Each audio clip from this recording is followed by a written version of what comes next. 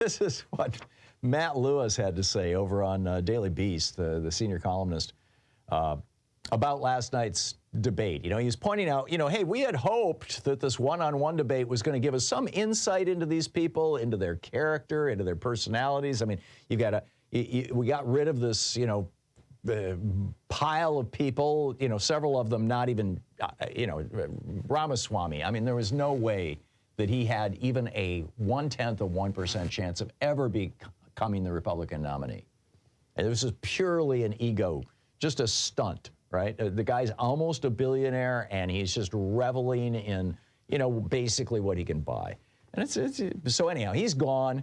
Chris Christie, I mean, you know, I'm sorry, you're never going to win a Republican primary by pointing out that Donald Trump is a liar and a fascist and bad for the country. It ain't going to happen because these people on the right, they love their liars. They love their fascists. So anyhow, we just had these two, and here's what Matt Lewis writes. He says, instead, we were treated to a semi-childish back-and-forth debate. For 2 hours, Haley recited talking points and relentlessly plugged a website called DeSantisLies.com.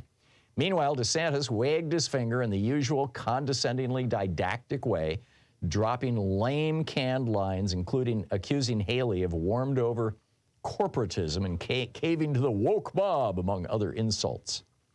But I think a summary here from Matt Lewis. Neither candidate inspired us, neither offered a compelling vision, neither gave us a moment of authenticity that might reveal something about them as a person. There's a bunch of, you know, I have a bunch of thoughts on this. One of the things that, if I can find a transcript of last night's debate online this afternoon, when I write tomorrow morning's piece, or at least the first draft of it, I always edit it in the morning before we send it out. I want to go through that transcript and just take down all the lies that were in the debate last night. Some were lies, and some were just policy positions that are like bizarre and dangerous and just shouldn't be in America. So, you know, there's that. By the way, so, you know, for those of you who don't know who Howdy Doody was, it just occurred to me. Howdy Doody was a puppet. He was Buffalo Bob. Buffalo Bob had, you know, his hand up Howdy Doody's back and moved Howdy Doody's mouth. You know how puppets work, or those kinds of puppets. Ventriloquist puppet is what he was, or ventriloquist dummy, I think is what they're called. And he just bears a striking resemblance to DeSantis, which shouldn't disqualify DeSantis. I mean, you know, you don't want to pick on people based on their appearance, but it just so mechanical. DeSantis was just so mechanical last night. So what does this, you know, what does this mean for the Republicans? The fact that these guys are coming down to the wire, that we have now 2 versus Trump. Now, Trump is still 50 points ahead, more or less. I'm seeing a couple of different possible scenarios here for later this year. The first one is that Trump wins the primary and goes up against Joe Biden. In that case, most of the polls suggest that Trump will lose. Now, keep in mind, the polls don't tell us what will happen when the right-wing billionaires who support Trump, or even just don't care whether it's Trump or not, they just want a Republican in the White House, excuse me, because they want more tax breaks. They want to kill more social programs because they don't want their income taxes.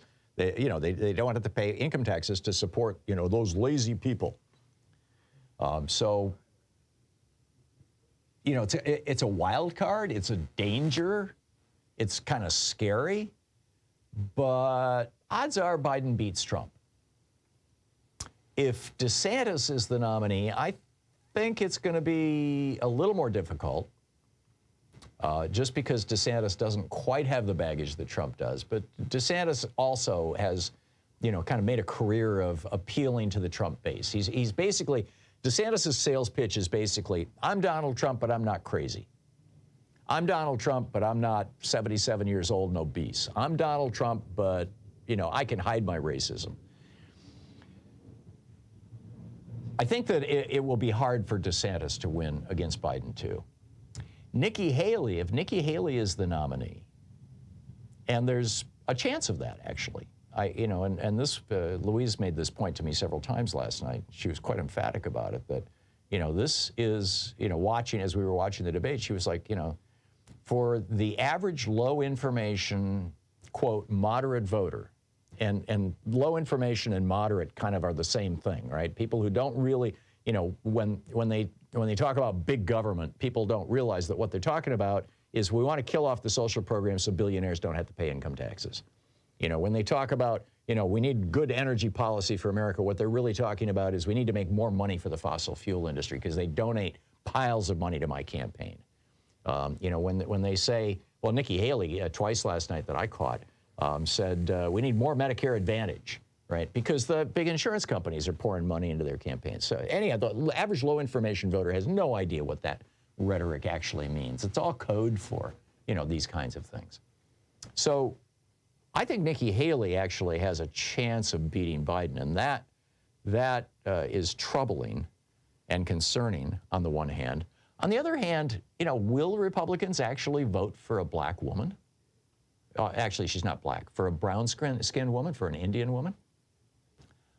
I'm skeptical. I mean, given how front and center racism is in the GOP, which I want to talk about in just a moment, I'm just very skeptical that this will work. But, I think that Louise's point that she can appeal to moderates is an important one. And that, frankly, Biden's age, or it's not even his age, because Trump is about the same age, but his apparent infirmity, his the care with which he walks and talks, is going to work against him.